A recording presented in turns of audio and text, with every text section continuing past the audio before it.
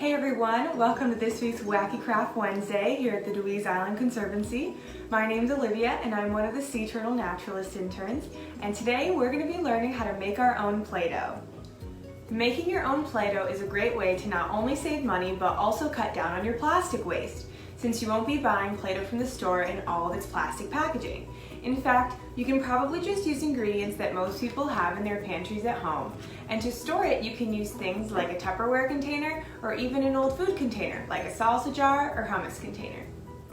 To make our Play-Doh, we're going to need a large mixing bowl, salt, flour, coconut or avocado oil, water, some measuring cups, and if you want to give it some color, you can use some food coloring or natural dyes like blueberries, beets, or cherries. Our first step is going to be to combine our flour and our salt in a large mixing bowl. So using our measuring cups, we're going to measure out 1 1/8 cup of all-purpose flour and 1/2 cup of salt and mix the two together. Our second step is going to be to add our water.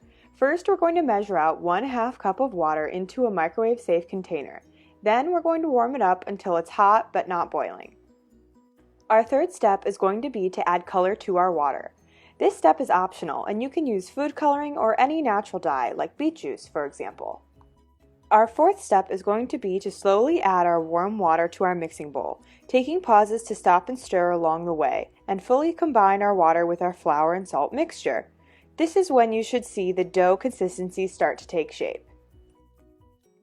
Our fifth step is going to be to add 1 tablespoon of coconut or avocado oil and mix well. This will help make sure the Play-Doh stays moist.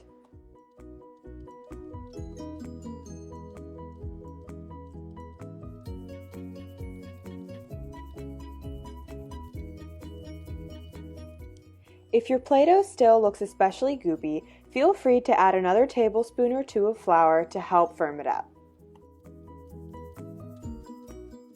Our sixth and final step is also the most fun. This is when we take the dough out of the bowl and start to mold it into Play-Doh. Be sure to sprinkle some flour on the surface you're using for this step so the Play-Doh doesn't stick to it.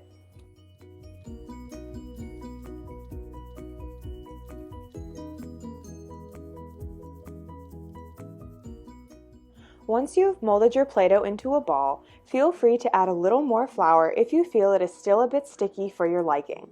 However, keep in mind that letting your freshly made Play-Doh sit a little while after making it will also help firm it up. To store your Play-Doh, a great zero-waste option would be to use a Tupperware container or an old food container like those you might get from buying hummus or cottage cheese. As I mentioned before, letting your Play-Doh sit a few minutes after making it will help make it less sticky if sticky isn't really your jam. After about 10 minutes, I came back to my Play-Doh and started on my masterpiece.